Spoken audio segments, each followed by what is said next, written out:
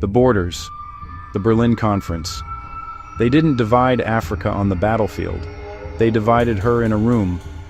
What if I told you Africa's borders were drawn without Africans in the room?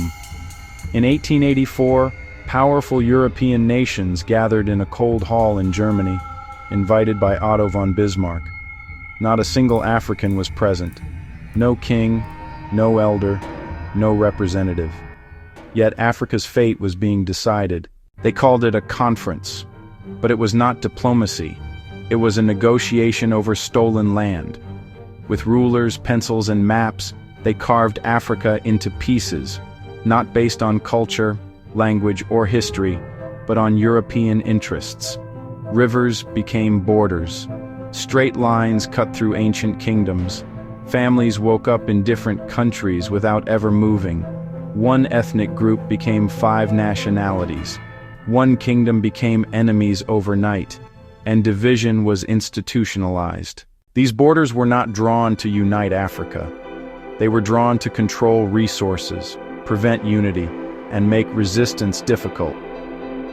After the conference, colonization accelerated.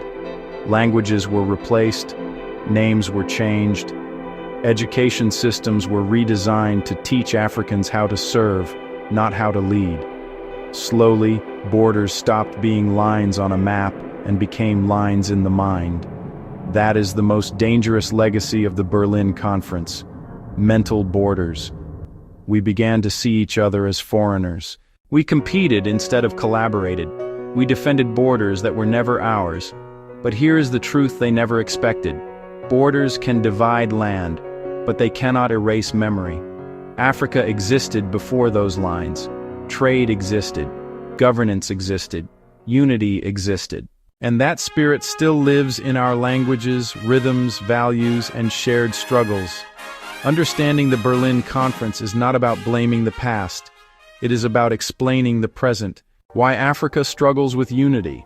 Why conflicts often follow colonial lines. Why Pan-Africanism is not a fantasy, but a correction. The borders are real on paper, but they are artificial in spirit. And this generation has a responsibility to recognize the lie, unlearn the division, and rebuild connections beyond imposed lines. Africa will not be healed by pretending the Berlin Conference never happened. Africa will rise when we understand it, and rise above it. Follow for more ancestral hidden history. One Africa, one people.